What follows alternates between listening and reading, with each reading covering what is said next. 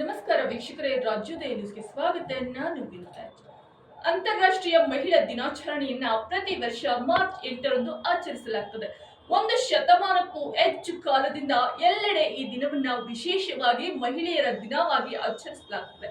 ಮಹಿಳಾ ದಿನಾಚರಣೆಯ ಇತಿಹಾಸ ಏನು, ಇದು ಶುರುವಾದಿದ್ದಾದ್ರೂ ಹೇಗೆ, ಈ ದಿನದ ವಿಶೇಷತೆ ಏನು, ಈ ಎಲ್ಲವನ್ನ ಕುರಿತು ನಾನಿವತ್ತು ನಿಮಗೆ ತಿಳಿಸ್ಕೊಡ್ತೀನಿ ನೋಡಿ.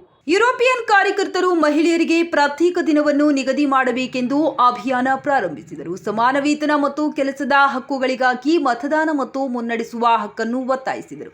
ವರದಿಯ ಪ್ರಕಾರ 1 ದಶಲಕ್ಷಕ್ಕೂ ಹೆಚ್ಚು ಜನರು ಈ ರ್ಯಾಲಿಗಳಲ್ಲಿ ಭಾಗವಹಿಸಿದ್ದರು. ವಿಶ್ವಸಂಸ್ಥೆಯು 1975ರಲ್ಲಿ ಈ ಸಂದರ್ಭವನ್ನು ಗುರುತಿಸಲು ಪ್ರಾರಂಭಿಸಿತು.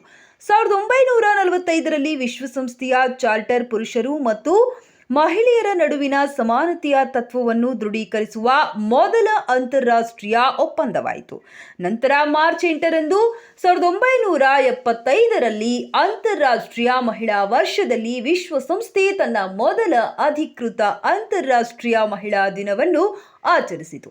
ಇತ್ತೀಚಿನ ವರ್ಷಗಳಲ್ಲಿ ಮಹಿಳಾ ದಿನವು ಅನೇಕ ದೇಶಗಳಲ್ಲಿ ಸಾರ್ವಜನಿಕ ರಜಾ ದಿನವಾಗಿ ಮಾರ್ಪಟ್ಟಿದೆ. ಇನ್ನು ಕೆಲವೆಡೆ ಮಹಿಳೆಯರಿಗೆ ಮಾತ್ರ ರಜಾ ದಿನ ನೀಡಲಾಗುತ್ತಿದೆ. ರಷ್ಯಾದಂತಹ ಹಲವಾರು ದೇಶಗಳು ಅಂತಾರಾಷ್ಟ್ರೀಯ ಮಹಿಳಾ ದಿನವನ್ನು ರಾಷ್ಟ್ರೀಯ ರಜಾ ದಿನವನ್ನಾಗಿ ಆಚರಿಸುತ್ತವೆ.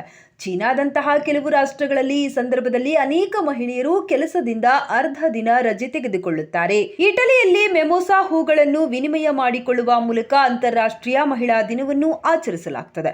ಅಮೆರಿಕಾದಲ್ಲಿ ಮಾರ್ಚ್ ತಿಂಗಳನ್ನು ಮಹಿಳಾ ಇತಿಹಾಸದ ತಿಂಗಳು ಎಂದು ಆಚರಿಸಲಾಗುತ್ತದೆ. ಪ್ರತಿ ವರ್ಷ ಮಾರ್ಚ್ನಲ್ಲಿ ಅಧ್ಯಕ್ಷೀಯ ಘೋಷಣೆಯು ಅಮೆರಿಕನ್ ಮಹಿಳೆಯರು ಮಾಡಿದ ಸಾಧನೆಗಳನ್ನು ಸ್ಮರಿಸುತ್ತದೆ. ಮಹಿಳಾ ದಿನಾಚರಣೆಯ ಮಹತ್ವ. ಅಂತಾರಾಷ್ಟ್ರೀಯ ಮಹಿಳಾ ದಿನವನ್ನು ಲಿಂಗ ಸಮಾನತೆಯ ಸಂದೇಶವನ್ನು ಹರಡಲು, ಲಿಂಗ ಪಕ್ಷಪಾತ ಮುಕ್ತ ಸಮಾಜವನ್ನು ನಿರ್ಮಿಸಲು ಆಚರಿಸಲಾಗುತ್ತದೆ. ದಿನವೂ ಮಹಿಳೆಯರನ್ನ ಆಚರಿಸುತ್ತದೆ ಮತ್ತು ಮಹಿಳೆಯರ ಸಮಾನ ಹಕ್ಕುಗಳು, ಮಹಿಳೆಯರ ಮೇಲಿನ ದೌರ್ಜನ್ಯ ಮತ್ತು ಸಂತಾನೋತ್ಪತ್ತಿ ಹಕ್ಕುಗಳಂತಹ ಸಮಸ್ಯೆಗಳನ್ನು ಪರಿಹರಿಸುತ್ತದೆ. ನೋಡಿದಲ್ಲ ವೀಕ್ಷಕರೇ, ಮಹಿಳಾ ದಿನಾಚರಣೆಯ ಮಹತ್ವ ಇದಾಗಿತ್ತು. ನಿರಂತರ ಸುದ್ದಿ ಸಮಾಚಾರಕ್ಕಾಗಿ ನೋಡ್ತಾ ಇರಿ ರಾಜ್ಯೋದಯ ನ್ಯೂಸ್.